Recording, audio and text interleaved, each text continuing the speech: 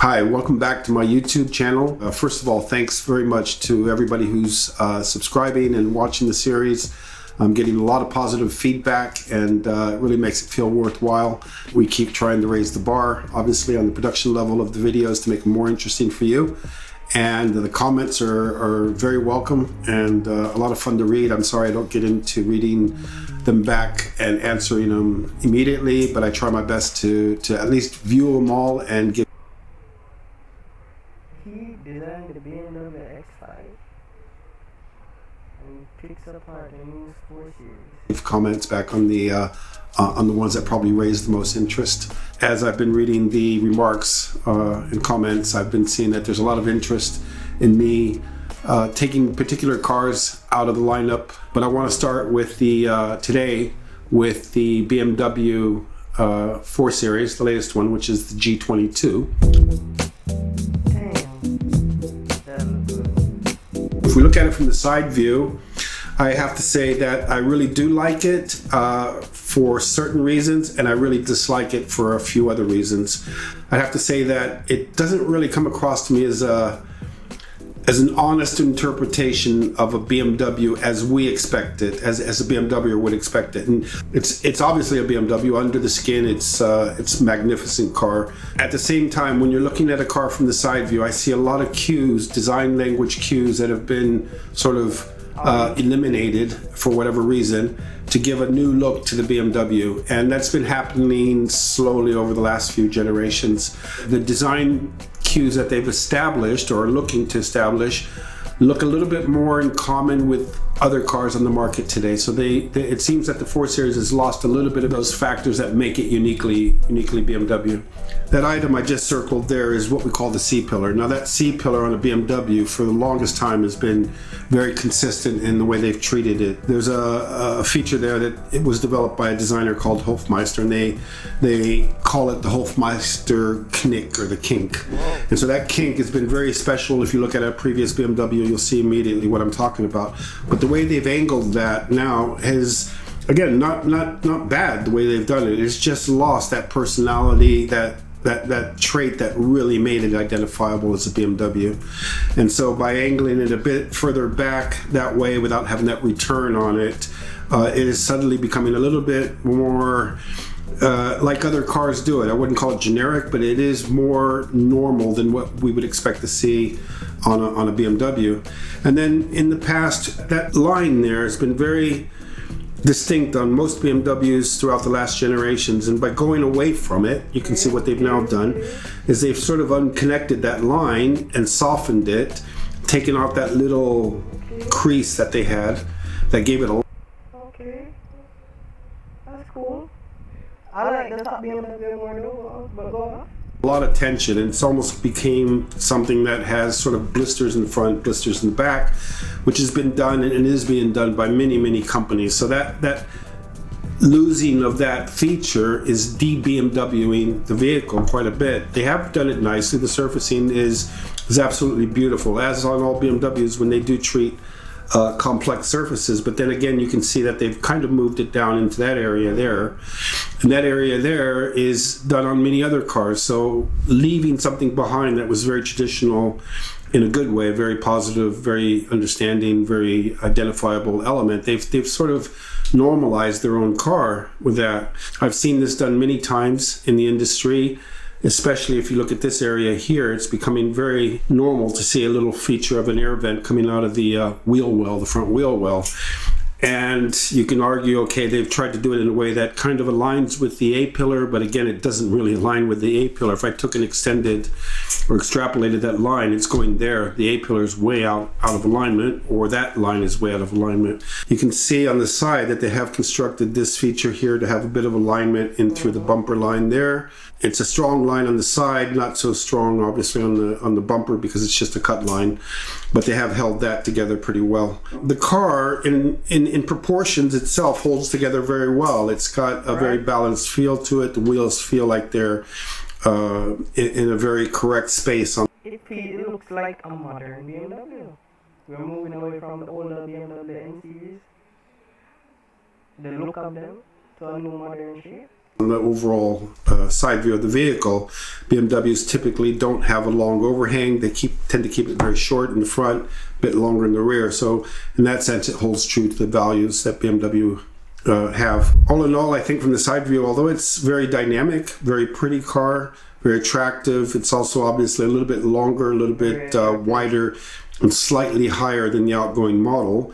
Those proportions do help to make the car a little bit more emotionally dynamic looking. I don't like the fact, obviously, that cars are still getting bigger and bigger all the time. I think there has to be a limit to how big you need to make a car to stay in that segment that it is. But they've kept the proportions really nice in the vehicle. Moving towards the back of the vehicle, we can start to... I don't know why I get a Honda Sportback feel from this, but let me know what you guys think. See what I mean with some of the feature lines do give it its own character, but I would have to say a little bit less than what we would expect from BMW in terms of maintaining the BMW look. But again, it's a lot happening, especially in this area here. You can see a lot is going on. This feature here, the air vent down here that takes air out of the rear of the car, not that it's bad, but again, it's not really a strong enough feature to build a design language off of. BMWs have always had very identifiable taillights on the vehicle. Not that these aren't identifiable, it's just a new direction for BMW, but I see it as an attempt now to steer BMW's design direction in a way that is creating a new identity. Maybe it's the time now for BMW to do that. I've never felt that BMWs are unattractive and that they have to try something else. But again, standing still is like going backwards in car design. So hats off to BMW for trying new things and new design features on the car that could eventually lead to being the new look for a BMW. I love the front. So now as I come to the front view, say a 3/4 front view of the vehicle, this obviously is like we're talking about the elephant in the room. And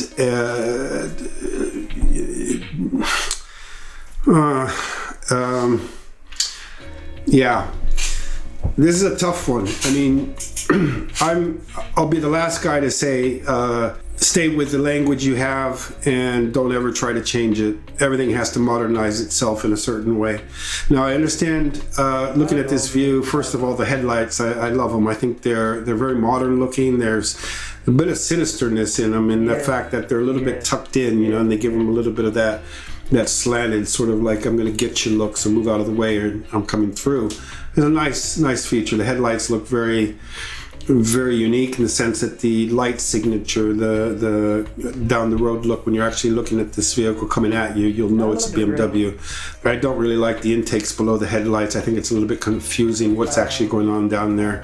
You know, do you have one intake or is that 7 intakes or what? So there's a little bit of a loss of control, I'd say, in the sense of how to design something that has a certain purpose, but without making it look over-designed. Now we get to the discussion point that I've been holding back a little bit. This grille, if it's a grille, it looks like nostrils to me. It doesn't look like the graphic department knew that they were going to be designing kidneys for the new BMW. It's just a graphic that doesn't sit well with the proportions of the rest of the car, for sure. Doesn't go well with the shapes that you see surrounding it.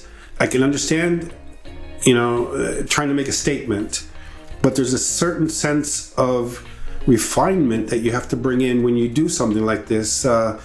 Again, if they would at least have used the same design language around as they have around the car to doing the grille, and obviously a designer's responsibility is to understand that the registration plate, the license plate, is critical when you do a front design, front graphic on a car. You can't forget about the registration plate. It's like forgetting about the logo or forgetting about anything that you know is absolutely necessary to bring onto the vehicle. By having put that number plate right there, it is such a cop-out in the design of this vehicle. You might say, well, it has to go on there. Yeah, that's why it... He's saying that if the grill alone was there, it would look ugly, which may be true, needs to be considered and not stuck on at the last minute. It really is. If you look at those prior BMWs in the history, they never placed the registration plate over the grille. First of all, a car today doesn't need that size of an intake. You know, as cars get more modern, they're more efficient, and the grille size doesn't have to be as big as it used to be. And this is going just for that grab your attention graphic. The car is beautiful. A lot of the design is very well done on this vehicle, and they've taken and ruined, I think, the front look of this car with such a graphic that doesn't look. I'm not even sure if BMW designed this. I think it might have come from, I don't know where it came from. It's very difficult to understand how you can put a grille so different to the rest of the car on it with the intention of obviously creating a very characteristic element, but it's just, I think, unrefined. You're missing a lot of the identification of the BMW ribs that are usual in the grille. What would have benefited is basically to soften slightly, you know, kind of like that a little bit, give it a little bit more the curviness of the rest of the features on the car. I would have separated the two grills, so you're looking at something that doesn't meet up in the middle as it does at the moment. So you have to separate, put a little bit of space between the two. We're talking about two kidneys in the end. That's what BMW has always called their graphic look. The two Nieren is kidney in German, or kidneys. But what you have to do is actually find a way to separate the two. Now, if you look at them, they're very closely joined in the middle, and that takes away the impression that basically they're two elements. And now we're looking at something that is basically one separated by just a very small, not even understandable curvature on that on the component that joins the two of them. It's got a lot of emphasis on the grille surround as opposed to what they used to have. So I guess wrapping it up, I mean, I could rip the grille all day long, and you know, we're all professionals. We all try to do our best when we're designing these vehicles, and a BMW is one of the most appreciated, one of the most admired car brands ever in the history of cars. It's a design language that should be, you know, treated with gloves almost on when you're working on it. And I can understand, like I said, about the evolution of design that you need to keep things moving forward. I think they've done a great job. Did I like the X5 design? I like the X4, I like the X6. I'm not sure I like the X5 design. With the actual treatment of the surfaces of the design and some of those excellent surfacing solutions. How popular is the X5? But my objection to this design is that they have just tossed the baby out with the bathwater, in the sense that the things that made it look like a BMW are slowly dissolving away and going in a direction that makes it look more like any other car or like other cars, and less like what a BMW is known to be. Great surface treatments, great reflections, great proportions, great stance. BMW has always had great stance. They did go through a bulky period, but now they've ripped up a little bit. They've shredded a little bit of that excess weight. When you design a grille, you have to understand that the design of the grille and the rest of the car are one, not two. And I think that that's the problem with the BMW here. The new 4 Series is that they've designed a grille and then they've designed a car, and they've brought the two together, and they're not speaking the same language, and it's a bit of a shocker for most viewers when they see that for the first time. Looking at the car at a quick glance, if it was without looking at the front of the car, I'd give it about an 8.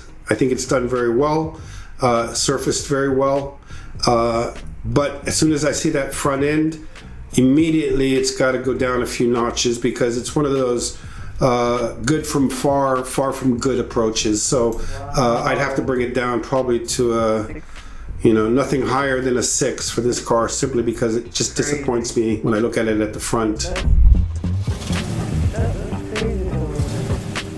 So thanks for watching that. If there are any cars you'd really like me to review and give my design view on it, design judgment, please leave them in the comments below, and I'll have a